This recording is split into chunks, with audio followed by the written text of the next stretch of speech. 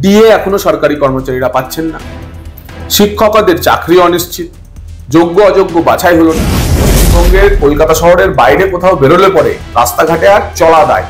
সমস্ত রাস্তা এখন পুকুরে পরিণত হচ্ছে, মাছ ছাড়া যাবে। আপনি বাড়ি পাননি, বাড়ির দাবি জানান। আপনার পাড়ায় রাস্তা হয়নি, রাস্তার দাবি জানান। পাড়ায় নলকূপ খারাপ, নলকূপের দাবি জানান। পাড়াতে আপনার ছেলে চাকরি পায়নি, চাকরির দাবি জানান। তৃণমূলের নেতা পয়সা দিয়ে এসএসসিতে চাকরি নিয়েছে, সেই দাবি জানান। তাদেরকে মুচলেখা লিখিয়ে নিন যে 3 মাসের মধ্যে সেই দাবি পূরণ করে দেবেন।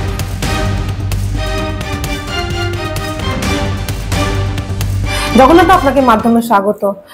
দাদা, 26-এর ভোটের আগে আমাদের রাজ্যের মুখ্যমন্ত্রী তিনি নতুন সরকারি প্রকল্প ঘোষণা করেছেন, যার নাম দিয়েছেন আমাদের পাড়া আমাদের সমাধান। দেখুন, আমাদের পাড়া আমাদের সমাধান বা যে কোনো কাজেই ভোটকে সামনে রেখে বুথে বুথে টাকা বিলির একটি প্রকল্প তিনি শুরু করতে চলেছেন বলে আমরা জানলাম।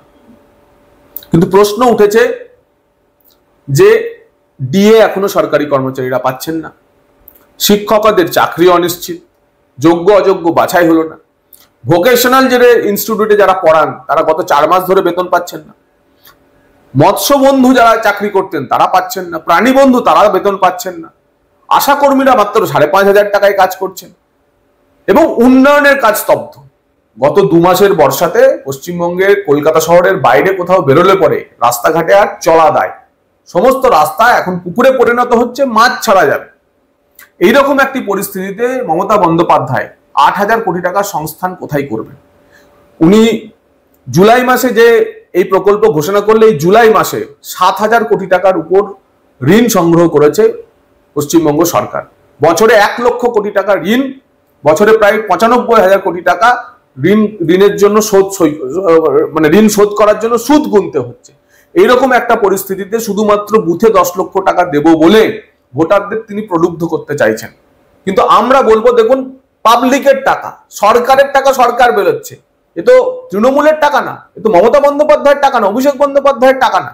তাই আপনার টাকা আমার টাকা সরকার যদি বিলি করতে আসে, প্রতিটি, আমাদেরও 2,33,00,000 বিজেপির ভোটার আছে, বিজেপির প্রতিটি ভোটারের সরকারি ক্যাম্পে সরকারি অফিসারের কাছে গিয়ে দাবি জানানো উচিত। আপনি বাড়ি পাননি, বাড়ির দাবি জানান। আপনার পাড়ায় রাস্তা হয়নি, রাস্তার দাবি জানান। পাড়ায় নলকূপ খারাপ, নলকূপের দাবি জানান। পাড়াতে আপনার ছেলে চাকরি পায়নি, চাকরির দাবি জানান। তৃণমূলের নেতা পয়সা দিয়ে এসএসসিতে চাকরি নিয়েছে, সেই দাবি জানান। যা যা দাবি আছে, একটা বুথে 1200 থেকে 1500 ভোটার, প্রতিটি মানুষ, প্রতিটি পরিবার ওই সরকারি অফিসারদের ঘিরে ধরুন এবং তা আপনার যা যা দাবি আছে সরকারকেই দিতে হবে। সব দাবি সরকারকেই মেটাতে হবে। সমস্ত দাবি জানিয়ে লিখিত তাদের কাছ থেকে আদায় করবেন। এই দাবি আমরা 3 মাসের মধ্যে মেটাবো, কারণ সরকার এই সমাধানে বলেছেন 3 মাসে সব সমাধান করে দেবেন।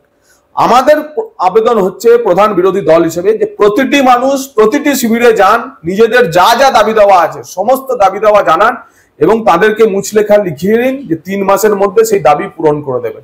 আমরাও চাই সরকার যদি আমাদের টাকায় আমাদেরকে ফিরিয়ে দিতে চায়, তাহলে প্রতিটি মানুষের সমস্ত দাবি এই সরকারকে মিটিয়ে দিতে হবে। কিন্তু মুখ্যমন্ত্রী তো একেবারে জল মিশন যে প্রকল্প কেন্দ্র, তার বিরুদ্ধে একেবারে কেন্দ্রের বঞ্চনার অভিযোগ করছেন। এইটাই তো সবচেয়ে বড় ইস্যু হতে চলেছে নিচে।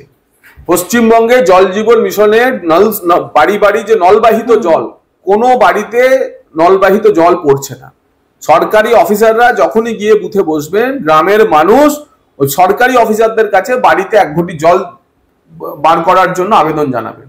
এই শুধু জল বার করতে গিয়ে সরকারি অফিসারদের তেল বেরিয়ে যাবে এবং ওই সিভিট ছেড়ে তাদের পালিয়ে আসতে হবে। মুখ্যমন্ত্রী তো বলছেন যে 98 লক্ষ মানুষের বাড়িতে নলবাহিত জল পৌঁছে দিয়েছেন এবং বলছেন যে আমরা জমি পাইপ টাকা দেওয়া সত্ত্বেও কাজ আটকে দিয়েছে।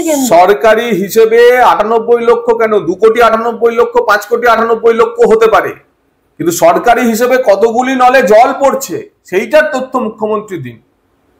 তাহলে স্পষ্ট হবে যে পাইপ পৌঁছালেও জল নেই, জল পৌঁছালেও পাইপ নেই। বলছে কেন্দ্র টাকা দেওয়া বন্ধ করে দেওয়ার জন্য এই প্রকল্প আটকে গেছে। কেন্দ্র টাকার হিসেব চাইছে, যে টাকা খরচ হয়েছে সেই টাকার হিসেব দিতে রাজ্য সরকার পাচ্ছে না। কেন্দ্রের জল জীবন মিশনের কেন্দ্রের যে বকেয়া টাকা, বরাদ্দ টাকা, সেই টাকা রিজার্ভ ব্যাংকে জমা পড়ে আছে নোডাল অ্যাকাউন্টে। রাজ্য সরকার তার ম্যাচিং গ্রান্ট দিতে পারছে না।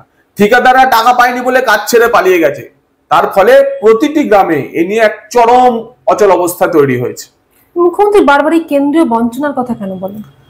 মুখ্যমন্ত্রীর এই বলা হচ্ছে এক ধরনের সস্তার রাজনীতি। আপনাদের একটা জিনিস মনে রাখতে হবে যে গত 10 বছরে 11 বছরে নরেন্দ্র মোদীজি আসার পর পশ্চিমবঙ্গকে প্রায় 7 লক্ষ কোটি টাকার প্যাকেজ দেওয়া হয়েছে।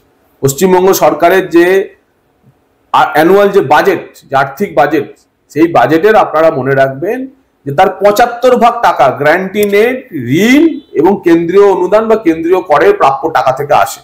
যদি কেন্দ্র টাকা না দেয়, গ্র্যান্টি নেট না দেয়, ঋণের টাকা না দেয়, ডেভলিউশনের টাকা না দেয়, করের প্রাপ্য টাকা না দেয়, তাহলে এই সরকার বেতন দিতে পারবে না। কেন্দ্র আছে তাই রাজ্য সরকারি কর্মচারীরা এখনো বেতন পাচ্ছে, কেন্দ্র আছে তাই এখনো পর্যন্ত লক্ষ্মীর ভান্ডারের টাকাটা যাচ্ছে, কেন্দ্র আছে তাই বয়স্ক মানুষরা এখনো পেনশন পাচ্ছে। কেন্দ্রের টাকা যদি বন্ধ হয়ে যায়, মোদীজি যদি সামান্যতম প্রতিহিংসার রাজনীতি করতে থাকেন, একটু যদি প্রতিশোধ নেওয়ার, একটু যদি টাইট দেওয়ার কথা ভাবেন, তাহলে পশ্চিমবঙ্গের সরকারি কর্মচারীরা, মায়েরা অত্যন্ত কষ্টের মধ্যে পড়বেন, যা নরেন্দ্র মোদী সরকার চায় না।